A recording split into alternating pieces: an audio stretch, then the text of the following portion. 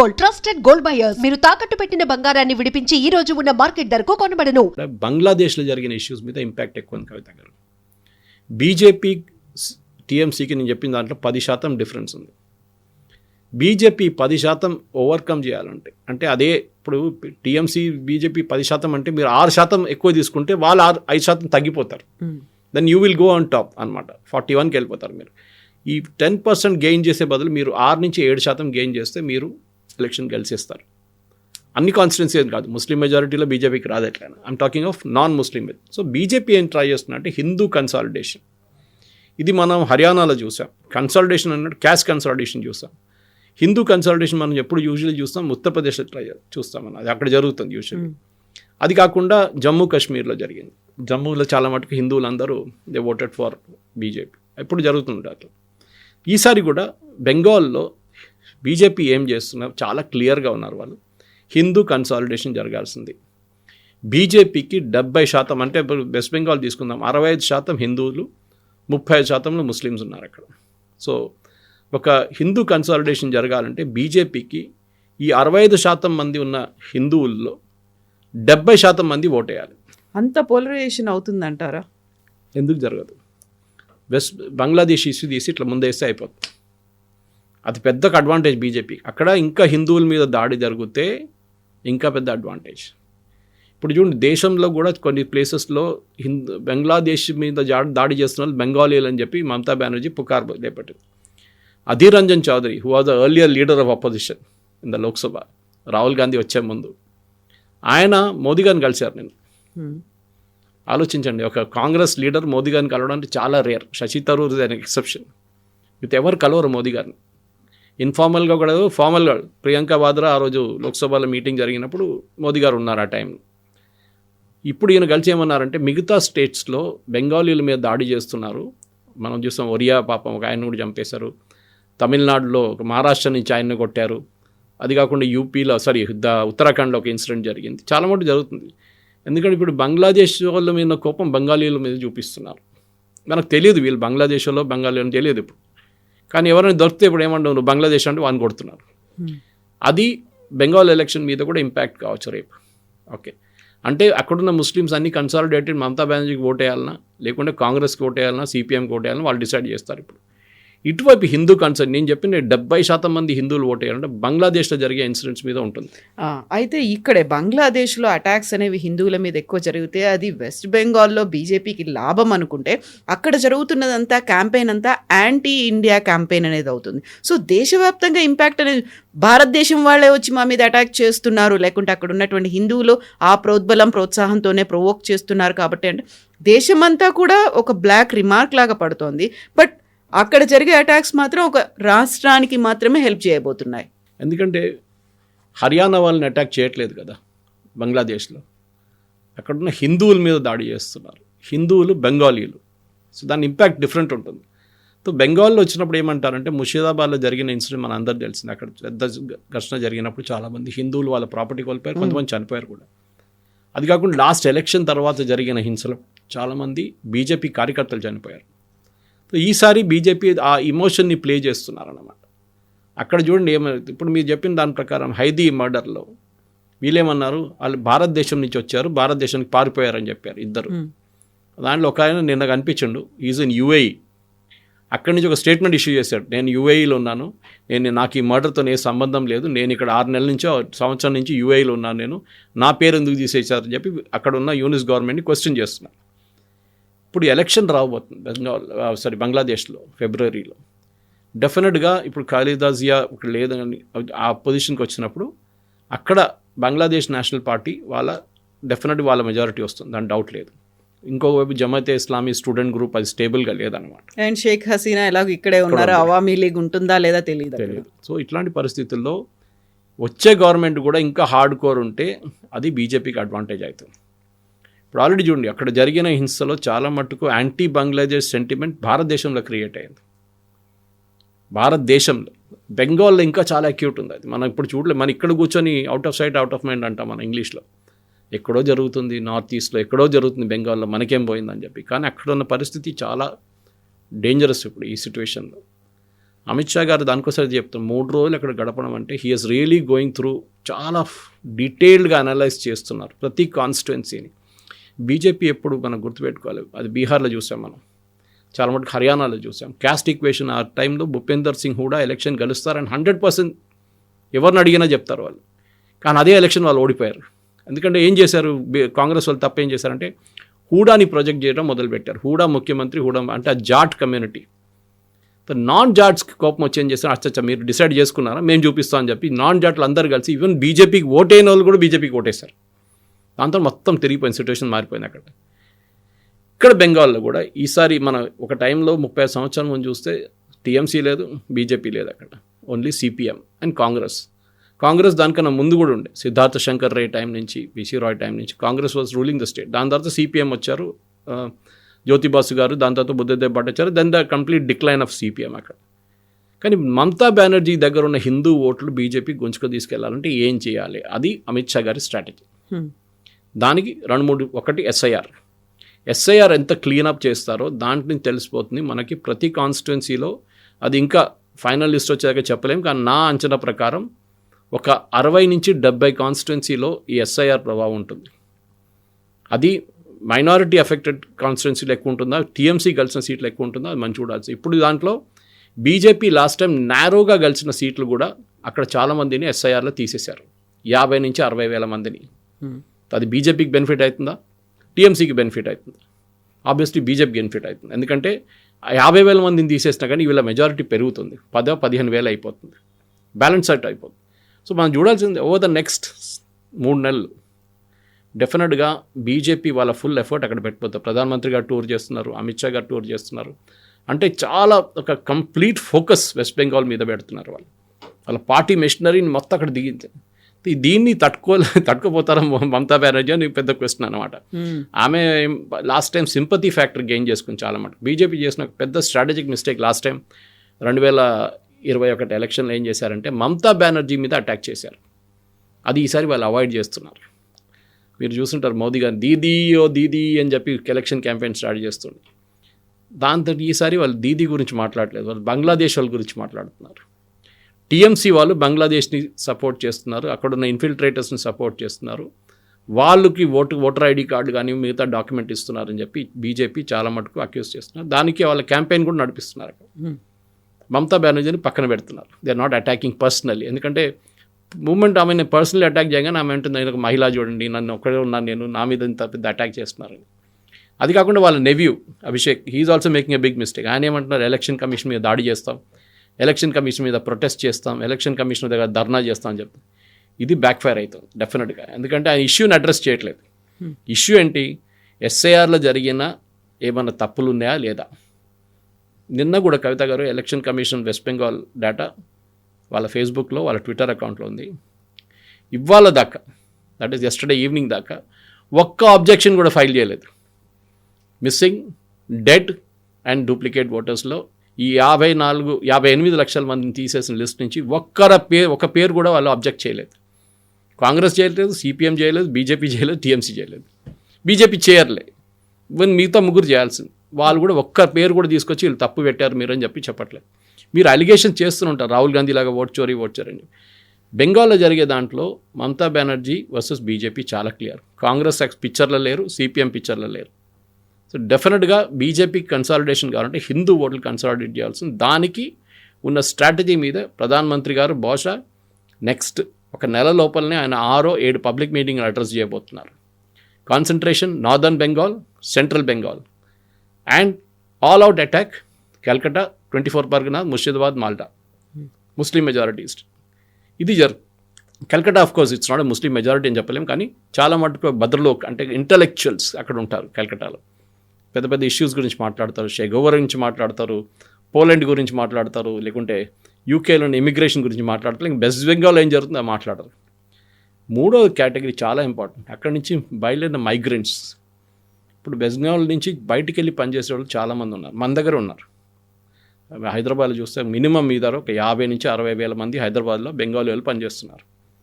నేను మొన్న కేరళ నుంచి ట్రైన్లో వస్తున్నప్పుడు చూశాను, అక్కడ రైల్వే స్టేషన్లో వెయిట్ చేస్తున్న ఒక 90% క్రౌడ్ బెంగాలీ మాట్లాడుతున్నారు. They waiting for a train to go to Kolkata. అంటే అంత మట్టుకు అన్ఎంప్లాయ్మెంట్ వెస్ట్ బెంగాల్లో ఉందన్నమాట. ఉన్న కంపెనీలు అన్నీ బంద్ చేసేసి టాటా లాంటి మంచి కంపెనీని అక్కడి నుంచి తరిమి కొట్టిన తర్వాత వెస్ట్ బెంగాల్లో ఇప్పుడు ఒక ఓల్డ్ ఏజ్ హోమ్గా మారిపోయింది వెస్ట్ బెంగాల్. అక్కడ ఉన్న అందరు ముస్లింలు. Same thing with Kerala. అదే పాలసీ సిపిఎం ఫాలో చేస్తున్నారు, అదే పాలసీ ఇక్కడ ఫాలో చేశారు. దాన్ని మమతా బెనర్జీని మొత్తం తప్పు పట్టలేము, కానీ వెస్ట్ బెంగాల్లో ఇండస్ట్రీ అనేది లేదు ఇప్పుడు. మీరు ఏదైనా ఇన్వెస్ట్మెంట్ సమిట్ చూపిస్తున్నారు, మిత్రగా అది చేస్తున్నా కానీ it is not possible. Reverse అయిపోయింది అది. సో ఈ బయట ఉన్న ఆల్మోస్ట్ నా అంచనా ప్రకారం 1 కోటి మంది దాకా బయట ఉన్నారు ఈజీగా, దానికన్నా ఎక్కువ ఉండొచ్చు. మీరు పెరుంబావూర్ తీసుకోండి కేరళలో, తమిళనాడులో చాలా మటుకు ఇంటీరియర్ తమిళనాడు కూడా బెంగాలీ వాళ్ళు ఉన్నారు, కర్ణాటక చెప్పక్కర్లేదు, మహారాష్ట్ర బిగ్ కంటింజెంట్, ఢిల్లీ, ఇలా అన్ని రాష్ట్రాల్లో బెంగాలీ వాళ్ళు ఉన్నారు. మమతా బెనర్జీ ఏమంటుందంటే ఈ ఎస్ఐఆర్ ప్రాసెస్లో వారి పేర్లు లేవు, ఇప్పుడు వాళ్ళని ఆన్లైన్ హియరింగ్కి అలో చేయాలంటున్నారు. ఎలక్షన్ కమిషన్ రూల్లో ఆన్లైన్ హియరింగ్ అనేది లేదు, మీరు ఫిజికల్గా వచ్చి మీరు మాట్లాడాలి. కేరళలో అదే ప్రాబ్లం ఉంది. కేరళలో చాలామంది గల్ఫ్లో పనిచేస్తారు, వాళ్ళు లిస్ట్లో పేరు వాళ్ళు తీసేశారు, ఎందుకంటే ఫిజికల్గా వాళ్ళు లేరు అక్కడ. ఇప్పుడు వాళ్ళు ఏమంటారు, మమ్మల్ని కూడా ఆన్లైన్ తీసుకోమంటారు, అది కూడా పాసిబుల్ కాదు. సో ఈ ఎస్ఐఆర్ మీద ఉంటుంది మొత్తం. ఎస్ఐఆర్లో ఇప్పుడున్న 58 లక్షలు 1,10,00,000 దాకా పోతే Mamata Banerjee will find a big challenge in the elections to come. ఎందుకంటే ఇంపాసిబుల్, అక్కడి నుంచి ఆమె గెలవడం, మెజారిటీ తగ్గిపోతుంది, లేకుంటే be touch and go situation. ఇప్పుడు బీజేపీ అక్కడ ఉన్నటువంటి హిందువుల మీద ఫోకస్ పెడుతోంది. 10 మందిలో 7 బీజేపీకి ఓటేస్తే అక్కడ బీజేపీ ప్రభుత్వాన్ని ఏర్పాటు చేస్తుంది అనుకున్నప్పుడు, ముందు నుంచి బీజేపీకి ఉన్నటువంటి పేరే మత రాజకీయాలు చేస్తుంది, హిందుత్వ ఎజెండా పెట్టుకున్నప్పటికీ ఒక క్లియర్ డివిజన్ అనేది కనిపిస్తుంది అన్నట్టు. సో ఇప్పుడు ఓన్లీ హిందువుల మీద ఓట్ల మీదే ఫోకస్ పెట్టింది తప్ప on the whole west Bengal మీద కనుక ఫోకస్ పెట్టి ఉంటే అది బీజేపీకి ఉన్నటువంటి ఒక మార్క్, ఏదైతే ఒక రిమార్క్ అనేది ఉందో అది కాకుండా కంప్లీట్గా రాష్ట్రం గురించి ఆలోచిస్తుంది, అక్కడ ఉన్నటువంటి ప్రతి ఒక్క బెంగాలీ పర్సన్ గురించి ఆలోచిస్తుంది అనేది ఉండేది కదా. మమతా ఒకటి చాలా క్లియర్ అండి కవిత గారు, మమతా బెనర్జీ ఆమె ముస్లిం ఓట్ బ్యాంక్, ఆమె కావాల్సింది. ఆమె హిందువుల గురించి ఎక్కువ మాట్లాడుతుంది. ఆమె నిన్న చెప్పింది I'm not communal, I'm secular అని. ఆమెకు సెక్యులరిజం మీనింగ్ తెలియదు బహుశా, దానికోసం చెప్తుంది ఆమె. కానీ బీజేపీకి చాలా క్లియర్, మీరు ఎంత పని చేస్తున్నా ముస్లిమ్స్ మీకు ఓటేయరు. అది మీరు యూపీలో చూశారు, చాలా మటుకు కాన్స్టిట్యున్సీ బీహార్లో చూశారు, నార్దర్న్ బీహార్లో ఎంత బెనిఫిట్స్ ఇచ్చినా కానీ గెలవరు అక్కడి నుంచి బీజేపీ. ఇవ్వరు వాళ్ళు, మోల్ సిటీ లాగానే. మీరు ఎంత పని చేసినా కానీ మాధవీలత గారు అక్కడి నుంచి గెలవలేకపోయారు. యూ కెనాట్, ఎందుకంటే వాళ్ళ ముస్లిం మెంటాలిటీ ఎట్లా తీసుకొచ్చారంటే, అది ఓవైసీ ఉండొచ్చు, అది బీహార్లో తేజస్వి ఉండొచ్చు, రాహుల్ గాంధీ ఉండొచ్చు, వీరందరూ ఏం చేస్తారంటే ఈవెన్ అక్కడున్న లోకల్ లీడర్స్ కూడా కావచ్చు, ముస్లిం లీడర్స్, వీళ్ళందరూ బీజేపీ అంటే ఆర్ఎస్ఎస్ అంటే బీజేపీ ఆర్ఎస్ఎస్ అంటే గోడ్సే అంటే మహాత్మా గాంధీ చెప్పిన వాళ్ళు. ఈ యొక్క లింక్ తీసుకొస్తున్నారు కన్సిస్టెంట్గా. ఆర్ఎస్ఎస్ వాళ్ళు వచ్చి హిందూ రాష్ట్రం కావాలంటున్నారు. దానికోసం చూడండి, BJP is not appealing to Muslims at all. బెంగాల్లో వాళ్ళు ముస్లిమ్స్ గురించి అసలు మాట్లాడలేదు, వాళ్ళు తీసేయాలని చెప్తున్నారు. అక్కడ ఇల్లీగల్గా ఉన్న బంగ్లాదేశ్ అనగానే ఆటోమేటిక్లీ అది ముస్లిమ్స్ అయిపోతుంది. వాళ్ళని అక్కడి నుంచి తీసేసేయాలి, మొత్తం కమ్యూనిటీకి మేము సిటిజన్షిప్ ఇస్తాం హిందువులకి, అది యాజ్ పర్ సిఏ ఇవ్వాల్సిందే. అది కాకుండా మీకు ప్రాబ్లం అక్కడ కాదు, ప్రాబ్లం ఈజ్ ఆల్సో ఇన్ అస్సాంలో 37% ఇప్పుడు ముస్లిమ్స్ ఉన్నది. ముందు బిఫోర్ ఇండిపెండెంట్ 13% ఉండే, 12% ఉండే. అది ఎట్లా పెరిగారు ఇంత? సో అదే పాపులేషన్ ఓవర్ఫ్లో బెంగాల్కి వస్తుంది, especially Parganas, south and north Parganas 24, Malda, Murshidabad, కొంచెం పైకి వెళ్తే ఇక్కడ వస్తే కల్కట్టా కూడా వచ్చేస్తుంది దాన్ని. కానీ వాళ్ళు సిలిగుడి వైపు ఎక్కువ వెళ్ళలేకపోయారు, వాళ్ళు డార్జిలింగ్, సిలిగుడి ఆ ఏరియాలో వాళ్ళకి పట్టలేదు అసలు కంప్లీట్గా. సో ఇది మీరు అడిగిన ప్రశ్నకి ఎస్, బీజేపీ వాళ్ళు చాలా క్లియర్, వాళ్ళ స్ట్రాటజీ, వాళ్ళు హిందువుల మీద కాన్సన్ట్రేట్ చేస్తున్నారు. దాంట్లో తప్పు కూడా నాకేం, ఇప్పుడు మొవేసీ గారు హిందువుల కోసం ఓట్లు అడుగుతారా వెళ్ళి? హిందువుల దగ్గర అడగరు. ఆయన కాన్స్టిట్యున్సీ చాలా క్లియర్గా ఉంది. ఏఐయుడిఎఫ్ భద్రుద్దర్ రాజ్మల్ మన అస్సాంలో ఈజ్ వెరీ క్లియర్. మా దగ్గర ఉన్న 27 కాన్స్టిట్యున్సీలో, ముస్లిం మెజారిటీగా ఉన్న కాన్స్టిట్యున్సీలో వీ విల్ ఫర్ ఎగ్జాంపుల్ ముర్షిదాబాద్లో 70% ముస్లిమ్స్ ఉన్నారు. 70%. అక్కడే కదా బాబ్రీ మస్జిద్ కడదా అంటున్నారు ఇప్పుడు. అదే అంటున్నారు ఇప్పుడు. ఆయన పేరు మర్చిపోయాను, రెహమాన్ ఏంటో ఆయన పేరు. నేను ఫౌండేషన్ స్టోన్ వేసిన ఆయన బాబ్రీ మస్జిద్ కోసం. ఆయన ఏమంటున్నారు, అయోధ్యలో ఎందుకు కట్టాలి, ఉత్తరప్రదేశ్ ఎందుకు కట్టాలి, అక్కడ ఎంతమంది ముస్లింలు లేరు, మా దగ్గర 70% ముస్లిమ్స్ ఉందంట. ఆలోచించే వాళ్ళ కాన్ఫిడెన్స్. 70% ముస్లిమ్స్ ఉంటే బీజేపీ గెలవడం ప్రసక్తే లేదు అక్కడ, అబ్సల్యూట్లీ నో ఛాన్స్. కానీ 70% ఎట్లా వచ్చారో అది మనం చూడాల్సింది ఇప్పుడు. వాళ్ళ దాంట్లో ఇప్పుడు జరుగుతున్న ఎస్ఐఆర్ ప్రాసెస్లో కూడా చాలా మటుకు 2002 నుంచి మ్యాప్ చేసుకుంటూ వస్తున్నారు వాళ్ళు. 2002లో మీరు ఉన్నారా లేదని. కానీ చాలా మటుకు ఆ టైంలోనే దొంగ సర్టిఫికెట్లు కానివ్వండి, అప్పుడు ఆధార్ లేకుండే కానీ రేషన్ కార్డులు ఉండే, ఓటర్ ఐడి కార్డు ఉండే, మిగతా సర్టిఫికెట్స్ అన్ని తయారు చేసుకున్నారు. ఆ టైంలో పెద్ద ఇండస్ట్రీ వెస్ట్ బెంగాల్ ఇది. ఆధార్ అంటే మీకు 2500 రూపాయలు ఇస్తే మీకు ఆధార్ ఇచ్చేస్తాడు రేపు పొద్దున. మీరు ఏం చేయక్కర్లేదు, ఈవెన్ ఫింగర్ ప్రింట్ పెట్టక్కర్లేదు, మీరు ఫేక్ ఉంటుంది అది, కానీ నంబర్ ఉంటుంది ఒకటి. ఈ పరిస్థితుల్లోనే వెస్ట్ బెంగాల్లో అమిత్ షా గారి స్ట్రాటజీ, ఆయన చాలా క్లియర్గా చెప్తున్నారు. బీఎస్ఎఫ్ వాళ్ళకి కూడా మాకు ఫెన్సింగ్ కట్టడానికి, బీఎస్ఎఫ్ని అక్కడ పెట్టడానికి బార్డర్లో మాకు భూమి ఇవ్వట్లేదు మమతా బెనర్జీ. ఆమె ఏమంటుంది, నేను భూమి ఇచ్చేసానంటుంది. సో వీళ్ళు ఇద్దరు నడిమిట్లో ఒక తొక్కతోటి నడుస్తుంది. ఇప్పుడు we have to see who is telling the truth.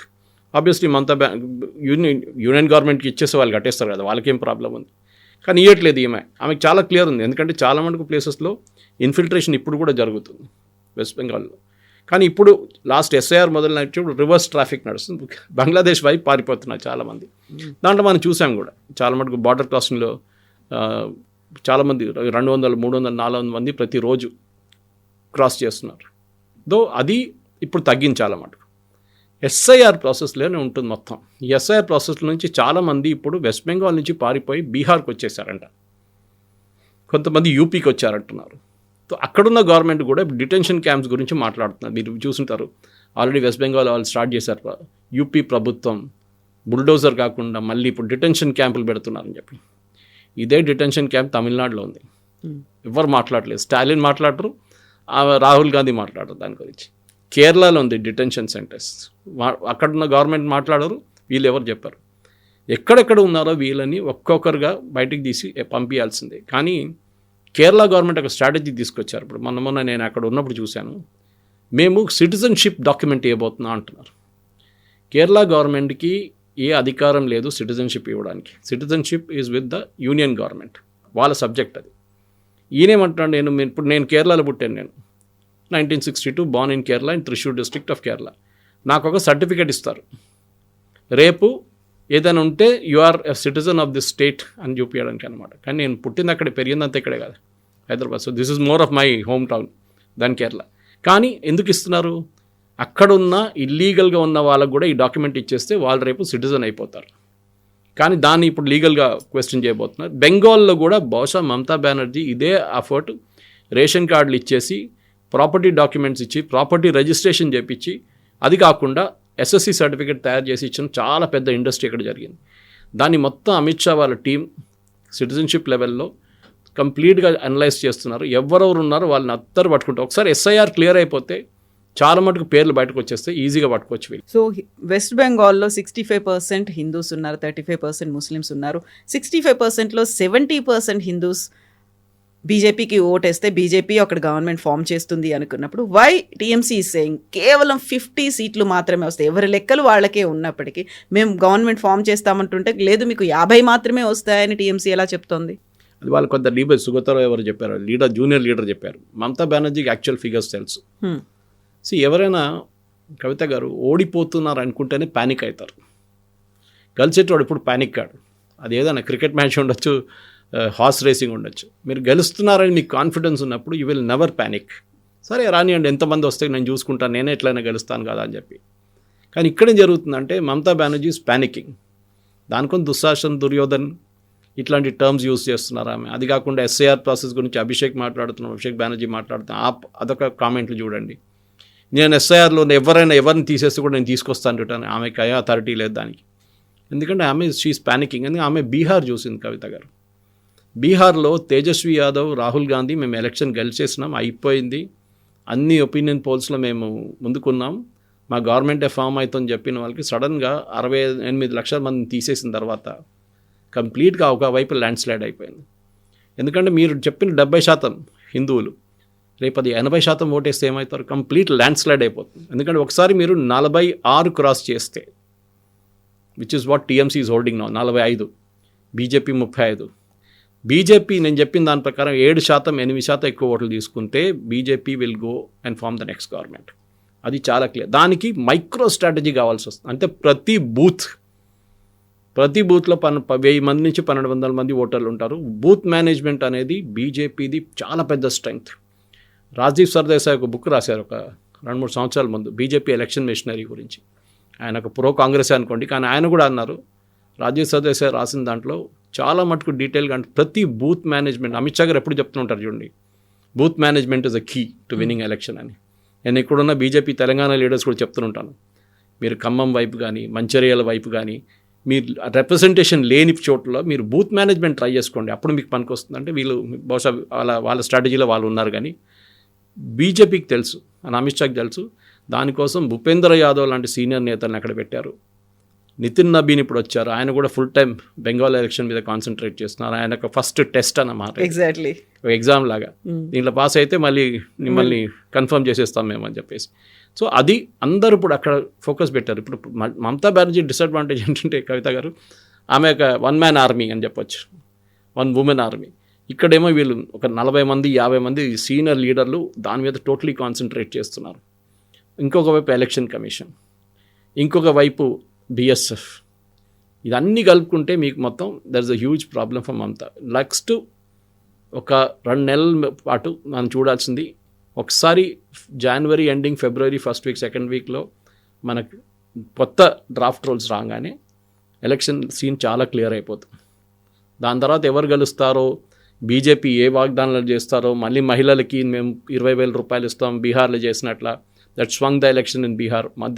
మహారాష్ట్రలో కూడా అదే జరిగింది. కానీ అక్కడ ఆల్రెడీ మమతా బెనర్జీ ఒక లక్ష్మీ స్కీమ్ ఒకటి ఉంది, ఆమెది బండార్ లక్ష్మి అనేది ఉంది, ఆ స్కీమ్ నడిపిస్తుంది ఆమె. కానీ మహిళలు బీహార్లో లాస్ట్ టైం 70% మంది ఓటేశారు, ఎందుకంటే పురుషులందరూ బయట పనిచేస్తున్నారు. బెంగాల్లో కూడా అదే పరిస్థితి. వాళ్ళు ఎలక్షన్ టైంకి వస్తారా ఓటేయడానికి, లేకుంటే వాళ్ళు రారా. బెంగాల్కి రాకపోతే ఈసారి ఫేక్ ఓటింగ్ చాలా ఇంపాసిబుల్. అండ్ అక్కడే బీహార్లో జరిగిన అదే సీన్ బహుశా బెంగాల్లో కూడా జరగచ్చు. So series of episodes are in the loop line ఉంది చాలా మటుకు. నేను I'm finding it very interesting, ఎందుకంటే యాక్చువల్ ఫిగర్స్ ఎలక్షన్ కమిషన్ నుంచి అప్పుడప్పుడు వస్తూనే ఉంది. ఎన్ని ఓట్లు తీసేశారు, ఎన్ని ఓట్లు తీసారు, మహిళలు ఎంతమంది ఉన్నారు, ఆ బ్రేకప్ ఇంకా రాలేదు మనకి. ఒకసారి ఆ బ్రేకప్ వస్తే ప్రతి కాన్స్టిట్యున్సీ నేను అనలైజ్ చేయగలను. సో దాన్ని బట్టి బీజేపీకి 7% కావాలన్నా 8% కావాలన్నా 6% సరిపోతుందా అనేది ఉంటుంది. ఎందుకంటే ఎక్కడెక్కడ బీజేపీ లీడ్ చేసిందో వాళ్ళకి అక్కడ ప్రాబ్లం లేదు, ఎక్కడెక్కడ ఓడిపోయినారో నేరో మెజారిటీతో అక్కడే వాళ్ళు కాన్సన్ట్రేట్ చేయాల్సి వస్తుంది అనమాట. న్యూస్ పేపర్ ఏమో అక్కడ నుంచి వాళ్ళ డౌన్ఫాల్ స్టార్ట్ అయింది. ఇప్పుడు కూడా మీరు చూడండి, major news papers including Deccan Chronicle కానీ, టైమ్స్ ఆఫ్ ఇండియా కానీ, హిందూ కానీ, వాళ్ళ కోవిడ్ టైంలో ఉన్న సర్క్యులేషన్, కోవిడ్ కన్నా ముందు ఉన్న సర్క్యులేషన్ కన్నా హాఫ్ సర్క్యులేషన్ నడుస్తుంది. అంటే ఫర్ ఎగ్జాంపుల్ ముందు 3 లక్షల కాపీలు అమ్ముతాయి, ఇప్పుడు 1.5 కాపీలు కూడా బేర్లీ ఏబుల్ టు సెల్. చాలా పెద్ద డిస్కౌంట్లు అమ్ముతున్నారు వాళ్ళు.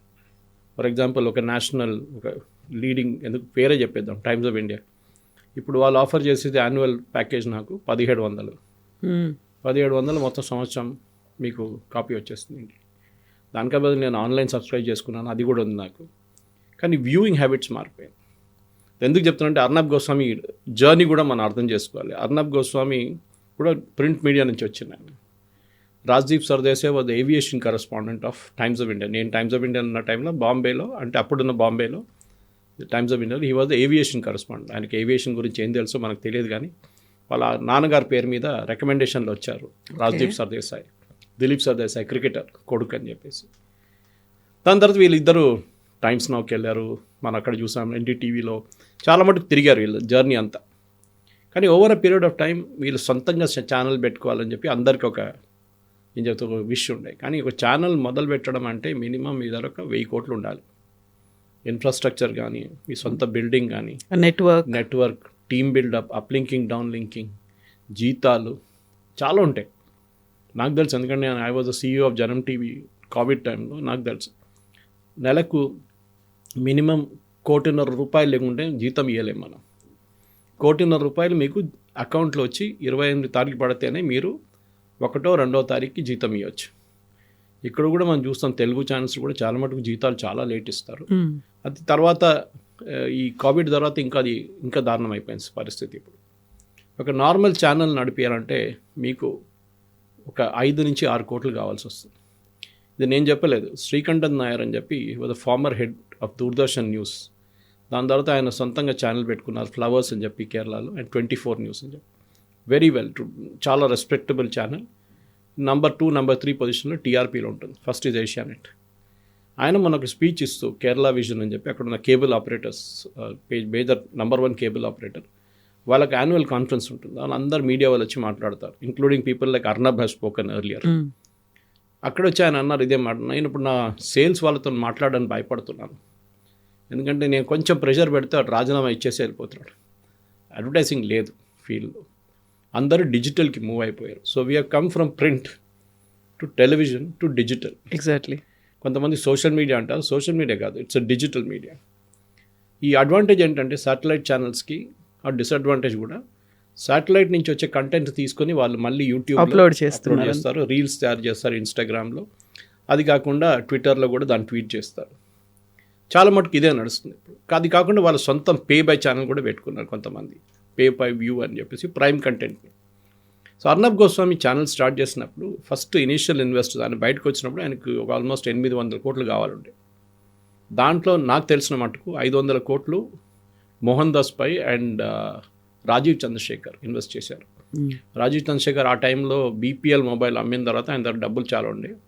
Now of course is the president of Kerala BJP and owner of Asianet news. So Arnab ఏం చేశారంటే ఇంగ్లీష్లో స్టార్ట్ చేద్దాం ఫస్ట్ అని చెప్పి, మనకు తెలిసిందే ఇంగ్లీష్లో ముంబై నుంచి స్టార్ట్ చేశారు. First editor own news paper, television. అది బాగానే నడిచింది. ఫస్ట్ ట్రాన్స్లోనే ఆయనకి చాలా మటుకు ఇన్వెస్టర్స్ దొరికారు. సో మోహన్ దాస్ పైకి అండ్ రాజీవ్ చంద్రశేఖర్కి ఒక గోల్డెన్ హ్యాండ్ షేక్ ఇచ్చేసి వాళ్ళు పెట్టిన డబ్బు కన్నా డబుల్ వాపస్ ఇచ్చేశారు. అది ట్రాన్సాక్షన్ ఎంత జరిగిందో మనకు తెలియదు, ఎందుకంటే it's not a public limited company. కానీ I believe they got double the money. సరే, ఆ టైం తర్వాత he wanted to expand. Hindi start చేశారు, దాని తర్వాత బెంగాలీ స్టార్ట్ చేశారు, కన్నడ స్టార్ట్ చేశారు. కానీ దీంట్లో Bengali and Kannada not taken off, అంత మటుకు వాళ్ళ గ్రోత్ రాలేదు, అడ్వర్టైజింగ్ లేదు దానికోసం. ఇవాళ కూడా మీరు చూడండి, తెలుగులో ఉన్న లీడింగ్ టెలివిజన్ నెట్వర్క్ వాళ్ళ రెవెన్యూ తెలుగు ఛానల్ కన్నా వాళ్ళ కన్నడ ఛానల్ నుంచి రెవెన్యూ ఎక్కువ వస్తుంది వాళ్ళకి. సో మీకు చాలా డిఫికల్ట్ ఛానల్ నడిపేయడం. సో మీరు డిపెండ్ అవుతారు గవర్నమెంట్ మీద. మీరు చూస్తున్న చాలా మటుకు యాడ్లు ఇప్పుడు పంజాబ్ గవర్నమెంట్ ఉండండి, ఉత్తరప్రదేశ్ గవర్నమెంట్, మధ్యప్రదేశ్, వాళ్ళు నడిపిస్తున్న స్కీమ్ల గురించి ఒక చిన్న 1 minute 2 minute క్లిప్ తీసుకొని న్యూస్ కన్నా ముందో న్యూస్ కన్నా తర్వాత పెడతారు. ఒకసారి న్యూస్ నడిమిట్లో కూడా పెడతారు ప్రైమ్ టైం వ్యూయింగ్కి. దానికి డబ్బులు తీసుకుంటారు. దానికి వీరు ప్రతి స్టేట్ గవర్నమెంట్ అప్రోచ్ అవుతారు, ఎవరైనా కానివ్వండి. అది not just Arnab's Republic, India Today వాళ్ళు చేస్తారు, ఎన్డీటీవీ వాళ్ళు చేస్తారు, CNN న్యూస్ 18 అందరూ చేస్తారు, ఈవెన్ లోకల్ వర్నాక్యులర్ ఛానల్స్ కూడా చేస్తారు. ఇది వెబ్సైట్స్ దగ్గర నుంచి అన్నీ కూడా అదే. ఇది కాకుండా మోదీ గవర్నమెంట్ యాడ్స్ కూడా వస్తూనే ఉంటాయి అన్నమాట. So this is what you must be seeing regularly. Empanelment అంటారు దాన్ని. ఎంపానల్మెంట్ ఏజెన్సీస్, అది empanelment of television channels. Me TRP rating బట్టి ఇప్పుడు నేషనల్ లెవెల్లో DAVP ఉంటుంది, డైరెక్టర్ జనరల్ ఆఫ్ ఆడిట్, అది కూడా మార్చారు ఇప్పుడు గవర్నమెంట్. లోకల్ స్టేట్ లెవెల్లో DIPR ఉంటారు. సో రేవంత్ రెడ్డి గవర్నమెంట్ ప్రోగ్రాములు కానీ అది అన్నీ చూపిస్తున్నారు, ప్రింట్లో వస్తుంటుంది, టెలివిజన్లో కూడా వస్తుంది. లాస్ట్ ఒక సంవత్సరం పాటు ఆయన ఢిల్లీకి షిఫ్ట్ అయిపోయారు, కంప్లీట్గా నోయిడా షిఫ్ట్ అయిపోయారు, పెద్ద స్టూడియో కట్టారు అక్కడ. నాకు అనిపిస్తుంది బహుశా అది చేసిన ఒక తప్పు అది. ఎందుకు అఫ్కోర్స్ ల్యాండ్ చాలా చీప్గా దొరికింది, ఎందుకంటే ఉత్తరప్రదేశ్ గవర్నమెంట్ ఒక మీడియా సిటీ అని స్టార్ట్ చేశారు. అక్కడ ఏ ఛానల్ వాళ్ళు వచ్చినా కానీ వాళ్ళకి చాలా కన్సెషనల్ రేట్లో వాళ్ళు ల్యాండ్ ఇచ్చారు. ఐడియా ఏంటంటే ఒకటే ప్లేస్లో ఉద్యోగం వాళ్ళ ఉన్న లోకల్ వాళ్ళకు కూడా ఉత్తరప్రదేశ్లో ఉన్న వాళ్ళకి ఉద్యోగం అంటే డ్రైవర్లు కానివ్వండి, హౌస్ కీపింగ్ స్టాఫ్ అట్లాంటి వాళ్ళకైనా ఉద్యోగం వస్తుంది కదా, మిగతా వాళ్ళన్నీ బయట నుంచి రావచ్చు బహుశా. Arnab Goswami dependence on government చాలా పెరిగింది అన్నమాట. 2004 ఎలక్షన్ టైంలోనే ఒక ఇన్ఫ్లెక్షన్ టిప్పింగ్ పాయింట్ ఉంటాం మన ఇంగ్లీష్లో. Famous interview with Rahul Gandhi, అది కంప్లీట్ మెస్అప్ అయిపోయింది రాహుల్ గాంధీ ఇంటర్వ్యూ. కానీ టీఆర్పీ చాలా మటుకు అర్నబ్ గోస్వామికి వచ్చింది. దాని తర్వాత ఈ హిందుత్వ ఎలిమెంట్ కానీ మిగతా దాన్ని వచ్చినప్పుడు రామ్ జన్మభూమి టెంపుల్ కట్టినప్పుడు కానీ మీ అర్నబ్ని ఒక లెవెల్గా రాత్రిపూట కాగానే 9 o'clock కాగానే Arnab Goswami debate is compulsory. Exactly. ఒక స్టాంప్ లాగా 6 మంది పైన 6 మంది కింద ఉంటారు, వాళ్ళు ఏం మాట్లాడతారు ఎవరికి తెలియదు. నాట్ ఓన్లీ అర్నబ్ గోస్వామి, ఆయన టీంలోంచి 2-3 కూర్చొని ఉంటారు. అలాగే పాకిస్తాన్ నుంచి 2-3 జనరల్స్ తీసుకొస్తారు, వాళ్ళని విపరీతంగా తిడతారు. మీరు అనుకుంటారు మీకు కనిపించడు నెక్స్ట్ ఒక సంవత్సరం దాకా, నెక్స్ట్ టెలివిజన్లో మళ్ళీ కనిపిస్తాడు పొద్దున. This is a regular feature అన్నమాట. కానీ మీరు అనలైజ్ చేస్తే Arnab is not changed actually. ఆయన తీసుకున్న 3-4 ఇష్యూస్లో ఉన్నాయి మెయిన్ పాయింట్. ఒకటి ఢిల్లీ AQI లెవెల్స్. బహుశా చాలామంది మన వ్యూవర్స్ తెలియదు AQI అంటే ఆఫ్ కోర్స్ మనం ఎయిర్ క్వాలిటీ ఇండెక్స్. కానీ దాని ప్రైమ్ కాజ్ ఏంటంటే ఒకటి ఫాగ్, ఢిల్లీలో ఉన్న ఫాగ్ కానివ్వండి, ఈ వింటర్ సీజన్లో క్లౌడ్ కవర్ కింద ఉంటుంది. పంజాబ్ నుంచి హర్యానా నుంచి స్టబుల్ బర్నింగ్ అంటే అంత వరిని కోసేసిన తర్వాత మిగిలిపోయిన దాన్ని తగలబెట్టడం. ట్రైన్లో వస్తున్నప్పుడు చూశాను మన వైపు ఒంగోలు ఆ ఏరియా అంతా కంప్లీట్గా బాపట్ల పైప్ వచ్చినప్పుడు మొత్తం అందరూ బండిల్స్గా తయారు చేసి పెట్టుకున్నారు, which is a good thing, that is what should be done. కానీ అక్కడ అది మొత్తం తగలబెట్టేస్తారు వాళ్ళు. కానీ Calcutta AQI is worse then Delhi. కానీ ఎవరు దాని గురించి మాట్లాడలేదు, అందరు ఢిల్లీ మీద పడ్డారు. ఎందుకంటే ఇట్స్ అ క్యాపిటల్ సిటీ, చాలా మటుకు ఫ్లైట్స్ ఇంపాక్ట్ అయిపోతుంది. నిన్న 150 ఫ్లైట్స్ ఇంపాక్ట్ అయింది. Of course nothing do with AQI, నిన్న ఫాగ్ ఉండే ప్రాబ్లం. ఇదంతా నడుస్తూనే ఉంటుంది కవిత గారు. So Arnab Goswami AQI level ప్రశ్నింగ్ అర్నబ్ అడుగుతున్నారు, ఎందుకు అడుగుతున్నారు, ఎందుకు ఇట్లాంటి క్వశ్చన్ చేస్తున్నారు. దాని తర్వాత అరావళి వచ్చింది. అరావళిలో మన ప్రేక్షకులు కూడా అర్థం చేసుకోవాలి, చాలామంది మనం కూడా దాని గురించి డిబేట్ చేసాం అరావళి గురించి. అరావళిలో ఇట్స్ నాట్ మౌంటైన్స్. మన దగ్గర వెస్టర్న్ ఘాట్స్లో మీరు 1000 feet 1000 meters 2000 meters దాకా మీరు వెళ్తారు, చాలా మటుకు హైట్ ఉంటుంది. మీరు బ్రహ్మగిరి హిల్స్ తీసుకోండి కేరళలో, అది కాకుండా కర్ణాటక వైపు కూడా తీసుకోండి, కేరళలో సదర్న్ కేరళ నుంచి మొదలయ్యే హిల్స్ చాలా హైట్ ఉంటుంది. కానీ అరావళిలో 200-100 మీటర్లే ఉంటుంది. మౌంటైన్ కాదు, అది చిన్న కొండలాగా ఉంటుంది అంతే. సో మైనింగ్ మన దగ్గర కూడా సిటీలో ఎట్లా మొత్తం గ్రానైట్స్ అని కొట్టిపడేసారో, షామీర్పేటలో ఎట్లా చేశారు, ఇక్కడ ఖాజాగూడలో ఎట్లా చేశారు, మొత్తం అట్లా ధ్వంసం చేస్తూనే వెళ్ళిపోయారు. ఇప్పుడు కాదు, 10-15 సంవత్సరాల నుంచి straight from the time Vijaya Raje I think Vasundhara Raje తర్వాత అశోక్ గెహ్లోట్ వచ్చినప్పుడు కూడా ఈ మైనింగ్ లీజ్ చాలా మటుకు అక్కడ ఉన్న మొత్తం మాఫియా అది. దాన్ని బీజేపీ గవర్నమెంట్ కావాలని చెప్పి దాన్ని క్లోజ్ చేయాలని చెప్పి చేసిన పని ఇది. దాన్ని అర్నబ్ గోస్వామిని వాడుకున్నారు. Arnab Goswami is not questioning BJP government. ఎందుకంటే ఈ జడ్జ్మెంట్ వచ్చింది సుప్రీంకోర్టు దగ్గర నుంచి. అండ్ దట్ డేట్ సార్ నేను చెప్పాను, బహుశా ఇది జడ్జ్మెంట్ కాదు, it is only an initial order. Final judgment stay చేయొచ్చు వాళ్ళే అంటే నెక్స్ట్ డే ఇప్పుడు స్టే చేశారు నిన్న తీసుకొచ్చి. లాంగ్ స్టోరీ షార్ట్ అంటే అర్నబ్ గోస్వామి అరావళిని క్వశ్చన్ చేశారు, అర్నబ్ గోస్వామి AQIని క్వశ్చన్ చేశారు. అర్నబ్ గోస్వామి చాలా మటుకు మిగతా ఇష్యూస్ని బీజేపీ గవర్నమెంట్ని క్వశ్చన్ చేస్తున్నారు, ఎందుకు చేస్తున్నారని. అందులోనూ మెయిన్గా ఇండిగో ఇష్యూకి సంబంధించి why government is not doing anything అనేది, వాట్ మోడీ ఈజ్ డూయింగ్ అనేది ఒక question mark. Nation wants to know అన్నట్టుగా మోదీ ఎందుకేం చేయట్లేదు. దాన్ని ఆయన టార్గెట్ చేసింది రామ్మోహన్ నాయుడు గారిని, నాట్ ఎగ్జాక్ట్లీ మోదీ. DGCA మీద పడ్డారు కానీ DGCA correct, even I was criticising DGCA miserably failed. ఇప్పుడు కాదు, ఎప్పటి నుంచో DGCA is a government organisation. ఎప్పుడు ఒక గవర్నమెంట్ ఆర్గనైజేషన్ ఇండిపెండెంట్గా ఉండదు. మనకు రైల్వే యాక్సిడెంట్ జరిగినప్పుడు కవిత గారు ఎంక్వైరీ చేస్తుంది రైల్వే సేఫ్టీ కమిషనర్ అని ఒక పోస్ట్ ఉంటుంది. ఏదైనా ఒక డీరైల్మెంట్ జరిగి ఒక 20 మంది చనిపోయినా 10 మంది చనిపోయినా, ఏ డీరైల్మెంట్ జరిగినా కానీ, ఏ యాక్సిడెంట్ జరిగినా కానీ రైల్వే సేఫ్టీ కమిషనర్ ఇన్వెస్టిగేట్ చేస్తారు. Railway safety commissioner doesn't work under railway ministry, civil aviation ministry కింద పనిచేస్తారు వాళ్ళు. ఎందుకంటే రైల్వే మినిస్ట్రీ ఇన్ఫ్లుయెన్స్ చేయకూడదు అని చెప్పి సివిల్ ఏవియేషన్ మినిస్ట్రీ కింద పెట్టారు వాళ్ళని. ఆలోచించండి, రైల్వే సివిల్ ఏవియేషన్ మినిస్ట్రీతో ఏ సంబంధం లేని ఒక డిపార్ట్మెంటు వాళ్ళ అండర్లో పనిచేస్తుంది. ఎందుకంటే లేకుంటే రైల్వే మినిస్టర్ ఉంటే ఆయన ఆర్డర్ ఇస్తే ఈ రిపోర్ట్ ఇట్లా రాయమంటే అట్లా రాస్తారు వాళ్ళు. అదే టైంలో DGCAని వాళ్ళ డిపార్ట్మెంటే ఇండిపెండెంట్గా సపరేట్ పెట్టాల్సి ఉండే. ఫర్ ఎగ్జాంపుల్ TRAకి అసలు గవర్నమెంట్తో ఏం పని లేదు, they are independently work. IRDA insurance regulator వాళ్ళు కొంచెం ఫైనాన్స్ మినిస్ట్రీ మాట వింటారు కానీ 90% వాళ్ళు ఇండిపెండెంట్గా ఉంటారు. కానీ DGCA is totally a corrupt government department. లంచాల మీద నడుస్తుండే. కానీ ఇప్పుడు కొంచెం లాస్ట్ 15 సంవత్సరాల నుంచి మన్మోహన్ సింగ్ గవర్నమెంట్ లాస్ట్ 3 సంవత్సరాలు, మోదీ గవర్నమెంట్ ఇప్పుడున్న 11 సంవత్సరాలు కొంచెం వాళ్ళ కరప్షన్ చాలా మటుకు తగ్గింది. ట్రాన్స్ఫర్ చాలామంది చేశారు, suspend, dismiss. There one department where you can dismiss people. మన గవర్నమెంట్ డిపార్ట్మెంట్ లాగా కాదు, వాళ్ళని మీరు ఇమీడియట్గా టర్మినేట్ చేయవచ్చు. ఇట్లాంటి పరిస్థితుల్లో డెఫినెట్గా అర్నబ్ గోస్వామి రామ్మోహన్ నాయుడు గారి మీద పడ్డారు. మనకు TRP రావాలంటే ఏం చేస్తారు, 2-3 వేస్ ఉంటాయి. ఒకటి సెన్సేషన్ క్రియేట్ చేయడం, లేనిపోయిన సెన్సేషన్ క్రియేట్ చేయడం. ఇంకోటి ఉన్న సెన్సేషన్ని మళ్ళీ అప్గ్రేడ్ చేయడం, దాన్ని ఇంకొక లెవెల్ హైలైట్ చేయడం. మూడోదేమో నేనే మొత్తం సొసైటీని రెస్క్యూ చేస్తున్నాను, ఇంకెవరు లేరు చూడండి, ఇక్కడ ఈ దేశంలో ప్రధానమంత్రి లేరు, ఈ దేశంలో ఏవియేషన్ మినిస్టర్ లేరు, నేనే ఉన్నాను మీకోసం అని చెప్పి. సో అందరూ అర్నబ్ గోస్వామిని చూస్తారు. This is the basic thing. The disadvantage ఏంటంటే మిగతా 2 ఛానల్స్, ఒకటి అంబానీ ఒకటి అదానీ, మనకు తెలిసిందే. Adani is NDTV and Ambani CNN News 18. వీళ్ళది ప్రాబ్లం ఎక్కడ వచ్చిందని అర్నబ్ గోస్వామికి డౌట్ ఏమొస్తుందంటే, నాకన్నా గోడి మీడియా వీళ్ళు అయిపోయారా అని డౌట్ వస్తుంది ఆయనకి. కాంపిటీషన్ వచ్చారని. ముందు కాంపిటీషన్ లేకుండా, ఎందుకంటే NDTV వాజ్ యాంటీ మోదీ, సడన్గా కనుక్కున్నారు Adani, then it became a different thing. అక్కడేమో CNN News 18, అది ఇంకో రూట్లో వెళ్ళిపోయింది అది. సో ఇట్లాంటి పరిస్థితుల్లో నేను ఉన్నానా, నాకు కూడా కాంపిటీషన్ వచ్చారని చెప్పి డౌట్ వస్తుంది ఆయనకు అనమాట. మూడోది నేను చెప్పాను, రెండవ మాట, దట్ స్టేట్ గవర్నమెంట్ అడ్వర్టైజింగ్ కూడా చాలా మటుకు తగ్గింది.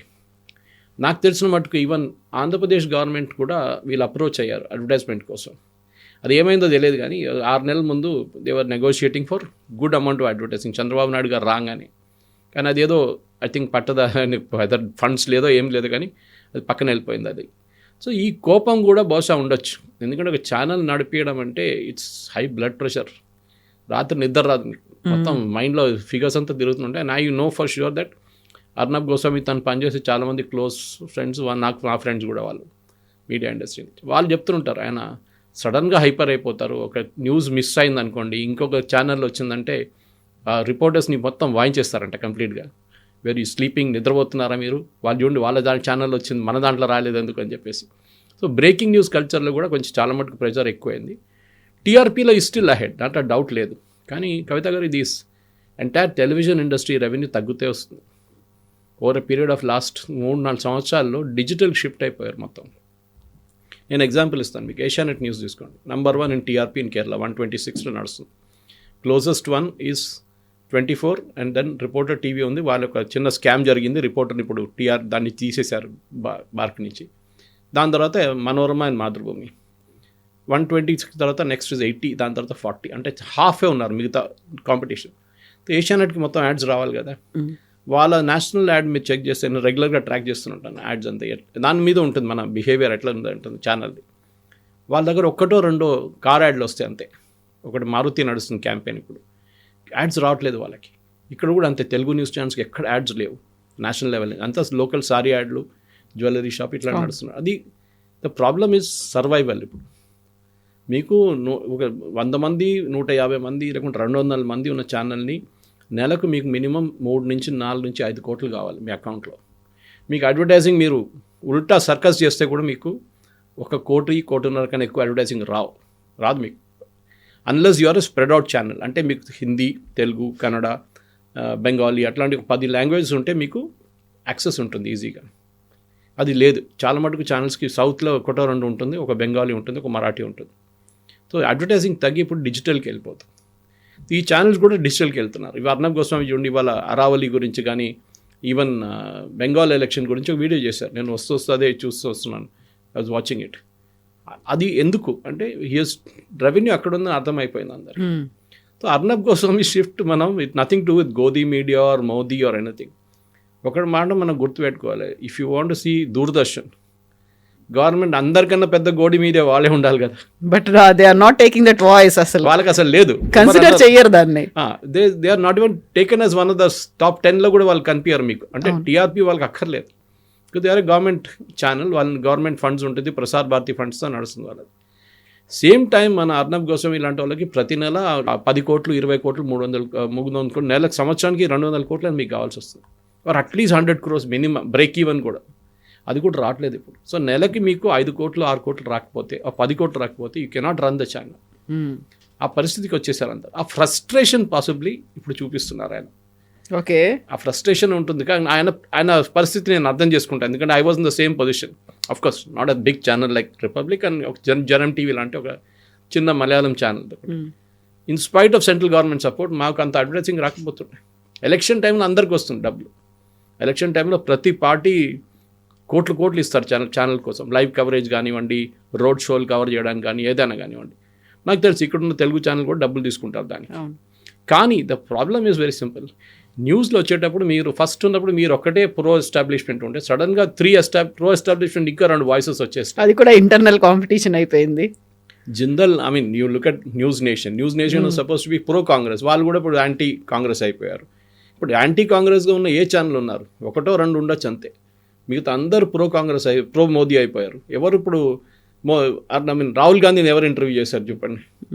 ఎన్డీటీవీ చేశారా, CNN News 18 చేశారా, రిపబ్లిక్ చేశారా, ఇండియా టుడే, ఈవెన్ రిపబ్లిక్ చాలా మటుకు ముందుకు వెళ్ళిపోయింది వీళ్ళకన్నా. కానీ viewership alone will not get you advertising. Exactly, మనం నేర్చుకోవాలన్నమాట.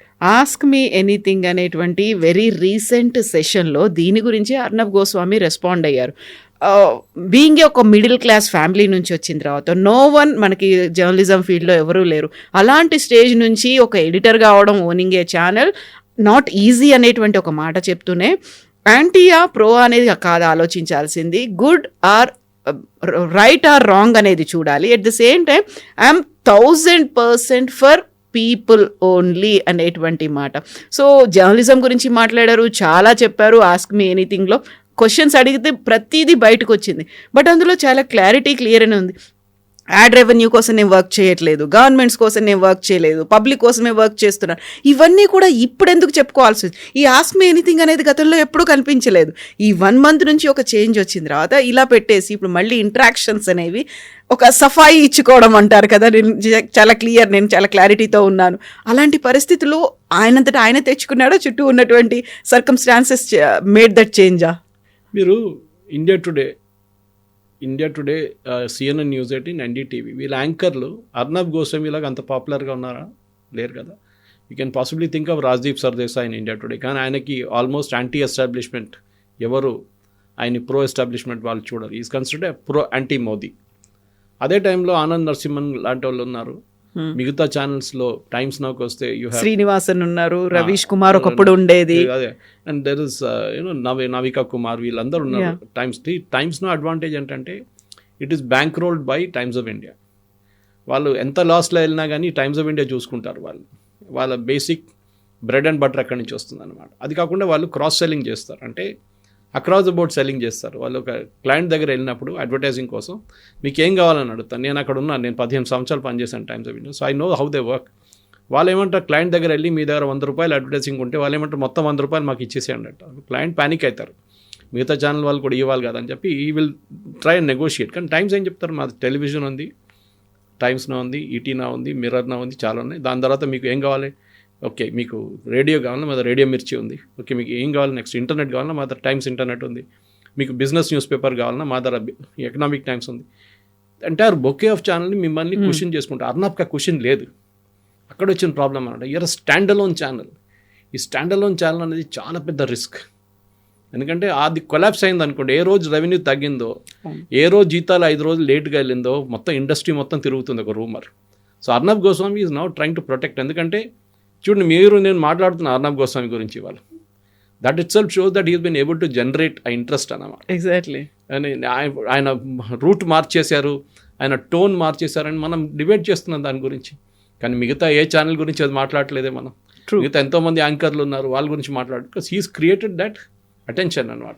ఈవెన్ ఆయన్ని తిట్టుకున్నప్పటికీ, గెస్ట్లని get out of my channel అన్నప్పటికీ, ఇన్ని చెప్పినప్పటికి కూడా దే స్టిల్ కమ్. ఒక 10 మంది 12 మందిని పెట్టుకొని కూర్చొని వి నెవర్ థాట్ ఆఫ్ అంతమందితో కూర్చొని చేస్తారా అనేది ఆలోచన లేదు మనకు అసలు. నేను కూడా అక్కడ అర్నబ్ గోస్వామి షోలో ఎక్కువసార్లు వెళ్ళలేదు, కానీ నన్ను చాలా తక్కువ ఇన్వైట్ చేస్తారు.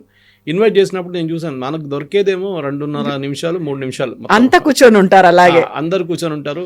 చాలా many friends of mine, Anand Ranganathan ఉన్నారు, దాని తర్వాత మన కర్ణాటక నుంచి ఆయన ఉన్నారు, చాలామంది ఉన్నారు, JDS స్పోక్స్ పర్సన్. వీళ్ళందరూ వచ్చి ఇదే మాట్లాడతారు. They all kind of speak over each other అన్నమాట. అక్కడ ఏంటంటే గ్లాడియేటర్, మన పాత రోమన్ కొలిజియంలో ఇద్దరు కొట్టుకుంటారు, ఎదురుగా ఉండి చూడాలి అంతే. చూడడానికి 20,000-30,000 మంది వస్తారు. అవును, ఆడు కొట్టడం బంద్ చేసిన అనుకోండి, లేదు మళ్ళీ కొట్టండి అని చెప్పి మళ్ళీ చీరప్ చేస్తూ. So that television has become like that. మీరు 9 to 10 లేకుంటే 8 to 9, 9 to 10 చూసే డిబేట్స్ మొత్తం అసలు ఏం మాట్లాడుతున్నారో. ఇంట్లో ఉన్న కొంతమంది అంటారు, మా ఇంట్లో అయితే ఆఫ్ చేసేయమంటారు టీవీ ఆ టైంలో, వద్దు ఇట్లాంటి సౌండ్ మాకు వద్దు అంటారు. అట్లాంటి పరిస్థితిలో ఉన్నాం మనం ఇప్పుడు. సో టుడే మీలాంటి వాళ్ళు నాలాంటి వాళ్ళు బికమ్ వెరీ చూజీ ఏం చూస్తున్నాం అనేది. కొంతమందికి మ్యూజిక్ ఉంటుంది, కొంతమందికి న్యూస్ ఉంటుంది, కొంతమందికి స్పోర్ట్స్ ఉంటుంది, కొంతమందికి బిజినెస్ ఉంటుంది, వాళ్ళ చాయిస్ ఉంటుంది. మీరు ఒక మెట్రో ట్రైన్లో ఎక్కండి, ఇవాళ హైదరాబాద్లో 98% మంది మొబైల్ ఫోన్ చూస్తూనే ఉంటారు. 98% they hooked on to the mobile. వాళ్ళు ఏదో రీల్ చూస్తున్నారు, ఏదో వీడియో చూస్తున్నారు, ఈవెన్ సీరియల్స్ కూడా చూస్తూ. This is what it is. So television viewing అనేది వెళ్ళిపోయింది. ఇప్పుడు టెలివిజన్ లేదు. ఫస్ట్ న్యూస్ పేపర్, నేను చెప్పాను starting, first news paper diet, దాని తర్వాత magazines diet. India today, business today, business world అని మ్యాగజైన్ అని టేబుల్ మీద ఉంటుంది. ముందు ఏ బిజినెస్ ఎస్టాబ్లిష్మెంట్కి వెళ్ళినా, కార్పొరేట్కి వెళ్ళినా, ఇప్పుడు ఎక్కడి కూడా కనిపించట్లేదు. All out to the market. దాని తర్వాత నెక్స్ట్ టెలివిజన్, శాటిలైట్ టెలివిజన్ పోయింది. దాని తర్వాత ఇప్పుడు సోషల్ మీడియా అండ్ డిజిటల్ నడుస్తుంది. ఇప్పుడు ఇది ఎన్ని రోజులు ఉంటుందో అది కూడా చెప్పలేము. దీని తర్వాత మళ్ళీ ఇంకో చేంజ్ వస్తుందో అది చూడాల్సింది. ఎందుకంటే చాలా మటుకు టుడేస్ యంగ్స్టర్స్ 18 నుంచి ఒక 24, 28, 30 దాకా ఉన్న వాళ్ళకి, యంగ్స్టర్ని డిఫైన్ చేద్దాం వాళ్ళని, వాళ్ళు చూసేది న్యూస్ కాదు, వాళ్ళు చూసింది Instagram. They are an Instagram generation. వాళ్ళకి ఉన్నది 30 సెకండ్లు. ఆ 30 సెకండ్లు మీరు మెసేజ్ చెప్పాల్సి, రీల్స్ రూపంలో, షార్ట్స్లో కథ. ఫుల్ రీల్ ఆప్షన్ ఉంటుంది పైన, కానీ మీరు ఆ హుక్ అంటాం మనం అడ్వర్టైజింగ్ లాంగ్వేజ్లో, ఆ హుక్ న్యూస్లో కూడా అదే అంటాం. ఫస్ట్ 5-10 సెకండ్లో మీరు అటెన్షన్ గ్రాప్ చేయగలిగితే దానికోసం మోస్ట్ ఆఫ్ ద ఇప్పుడు ఇట్లాంటి షోస్ కూడా 30 minutesలో ఫస్ట్ ఒక 1.5 minute is only about highlights of that what is to follow. అప్పుడే వాళ్ళు డిసైడ్ చేస్తారు మేము చూడాలన్నా వద్దని చెప్పి. అర్నబ్ ప్రాబ్లం ఎక్కడ వచ్చిందంటే, ఒకటి ఆయన సింగిల్ మ్యాన్ షో, ఆయన తర్వాత ఎవరంటే అభిషేక్ వాళ్ళందరూ ఉన్నారు, కానీ ఎవరు అంత టీఆర్పీ జనరేట్ చేయలేరు. అర్నబ్ ఉంటేనే టీఆర్పీ ఉన్నాడు. ఆయన యాజ్ ఈ సెడ్ కరెక్ట్, ఆయన గాడ్ ఫాదర్ లేకుండా నాకు తెలుసు, బికాస్ అన్లేక్ రాజ్దీప్ వాళ్ళ నాన్నగారు రికమెండేషన్ ఉండే, but Arnab's father was an army, I think with the colonel, Assam నుంచి, ఈజ్ ఫ్రమ్ అస్సాం. సో ఆయనకు ఒక గాడ్ ఫాదర్ అనేది లేకుండా ఇండస్ట్రీలో గాడ్ ఫాదర్ లేకుండా మీరు ఎక్కలేరు. That's very very clear. I mean you look at Pranoy Roy also, అందరూ వాళ్ళ గ్రాండ్ ఒక్కొక్క రికమెండేషన్తో వచ్చారు వాళ్ళందరూ, ఈయనకు ఎవరు లేకుండే.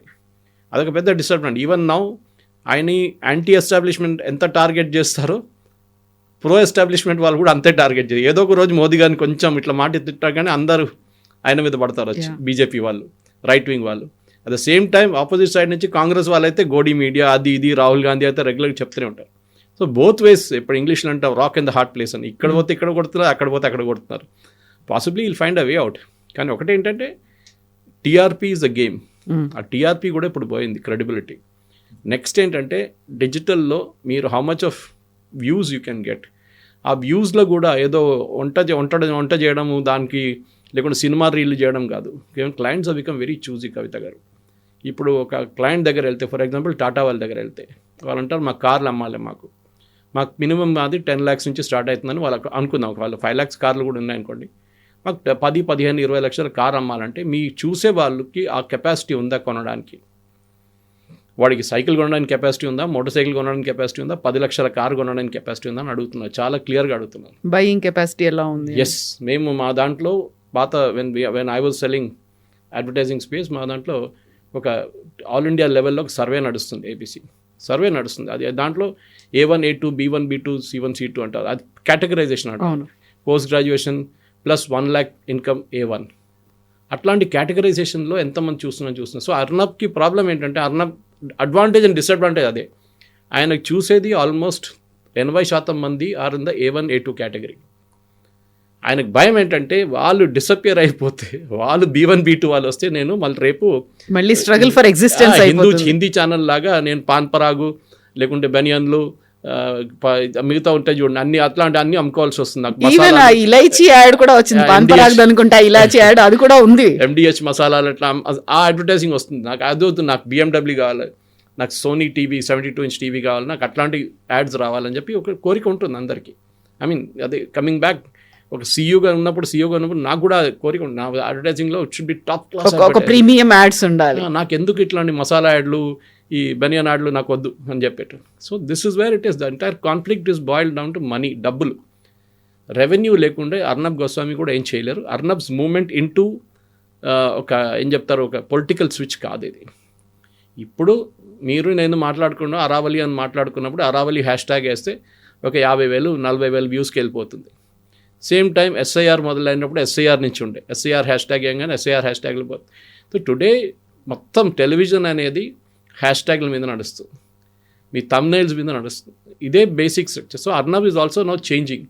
ఆయన చాలా మటుకు ఆల్మోస్ట్ 60% వాళ్ళ ఫ్రెండ్స్ కూడా చెప్తున్నారు, వాళ్ళు పనిచేసే కొలీగ్స్ కూడా చెప్తున్నారు, ఆయన చాలా టైం ఇప్పుడు డిజిటల్లో స్పెండ్ చేస్తున్నారు. అదే కంటెంట్ని డిజిటల్లో 2 నిమిషాలు 3 నిమిషాలు స్టోరీ చెప్పేస్తున్నారు ఆయన, which is a major change. So I don't think అర్నబ్ని ప్రో ఎస్టాబ్లిష్మెంటో యాంటీ ఎస్టాబ్లిష్మెంట్ చూడకూడదు, కరెక్ట్. బట్ డిఫాల్ట్ ఆయన ఒక మోదీ ముద్ర పడిపోయింది చెప్తాను, నన్ను కూడా చెప్తారు మోదీ భక్తులు, okay that's fine, no problem. కానీ యాజ్ అ నేషనల్ లెవెల్ ఒక ఇమేజ్ ఉండంటే Arnab is got the number 1 image, ఇంకెవరికి లేదు ఆ ఇమేజ్.